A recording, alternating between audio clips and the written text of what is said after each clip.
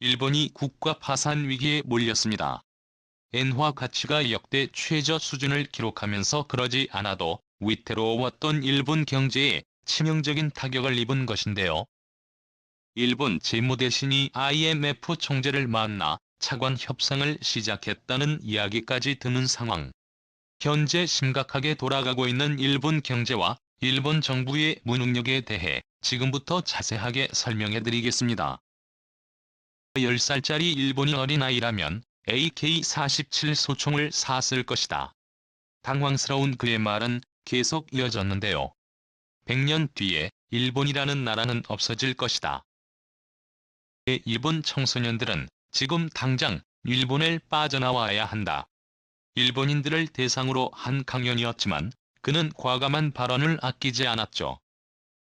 대담한 예언을 내뱉은 이유는 바로 짐 로저스와 세계적인 투자 전문가로 유명한 그는 일본에는 더 이상 희망이 없다고 단언했습니다.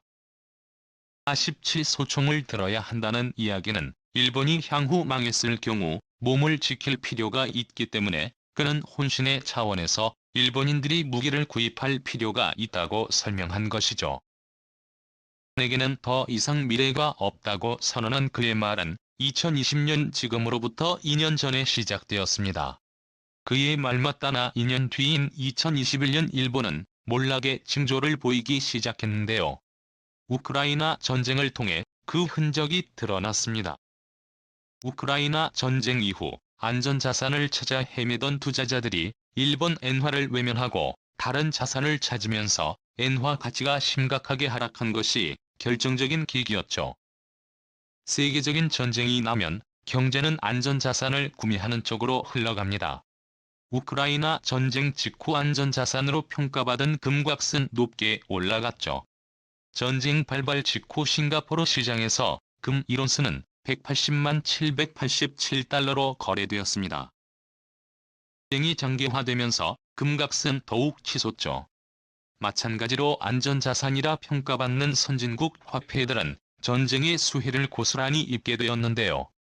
달러와 함께 엔화도 이 수혜를 입을 것이라는 예측이 지배적이었습니다. 이번 전쟁 이후 오히려 엔화가 급히 떨어지는 사태가 벌어진 것이죠. 3월 27일 기준 6외환 시장에서 달러화에 대한 엔화 환율은 장중 1201.4엔을 기록했습니다. 시는 지금까지 일본 경제 역사상 없었던 최저 수치를 할 수 있는데요.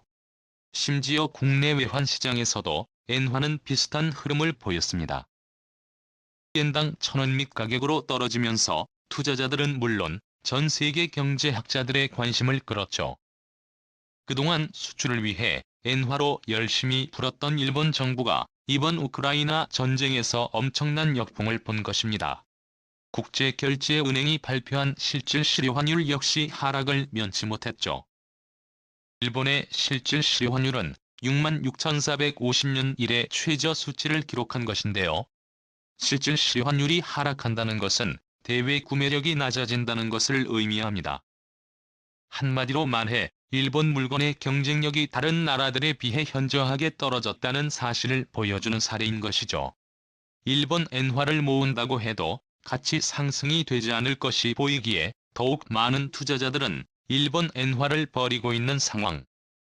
도쿄 금융가에서는 지금 현상을 빗대어 망국의 엔저라는 말까지 등장했다고 합니다.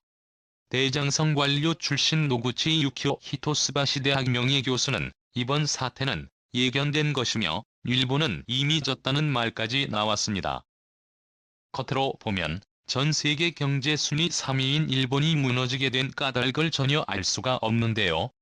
경제지표 상에서는 여전히 일본 기업들은 좋은 성적을 거뒀기 때문입니다. 하지만 자세히 살펴보면 이건 보여주기식 성적에 지나지 않습니다. 버블 경제라 불리던 화려한 경제 위기 이후 일본은 새 먹거리를 찾지 못했습니다. 한국은 반도체나 IT 쪽으로 사업의 방향을 틀면서 새 활로를 찾았지만 일본은 현재 잘나가는 자신의 모습에 도취되어 사업 개발을 게을리했습니다. 그 결과는 끊임없는 추락이었죠. 일본 정부도 경제가 무너지는 것을 보여주지 않고자 엔저 현상을 가속했습니다. 엔화 가치를 떨어뜨려 수출에 있어서 유리한 고지를 점하고자 했고, 이 전략은 생각보다 잘 먹혔습니다.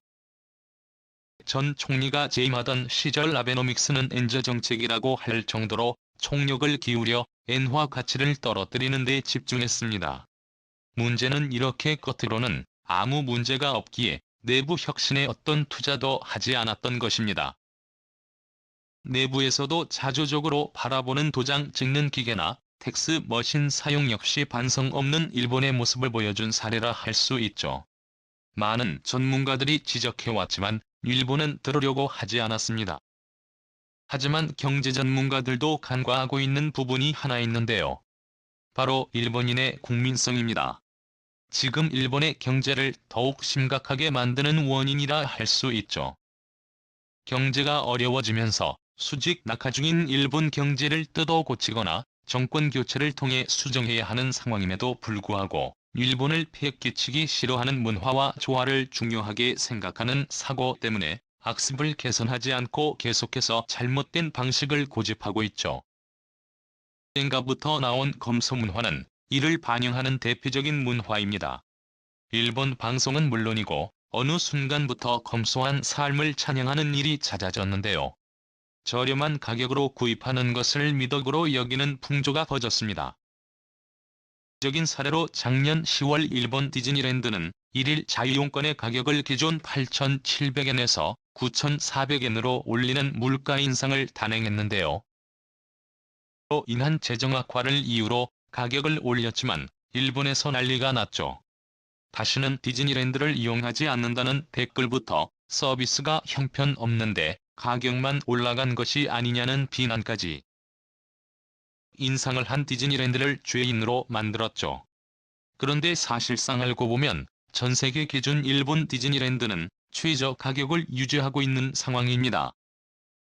미국과 프랑스 심지어 중국조차도 비수기에는 표값이 일반인을 넘죠. 그럼에도 불구하고 가격 인상에 유달리 인색한 모습을 보인 것입니다. 현상은 백인 쇼별풍에도 살펴볼 수 있는데요. 백인으로 구입할 수 있는 물건들을 모아놓은 백인 숍은 도쿄 등지에서만 살펴볼 수 있는 가게가 아니라 일본 전역에서 흔하게 찾아볼 수 있는 가게가 되었죠. 검소를 미덕으로 여기는 일본 문화가 퍼진 시점과 일본 경제가 급격하게 기울어진 시점은 절묘하게 맞아떨어지는데요.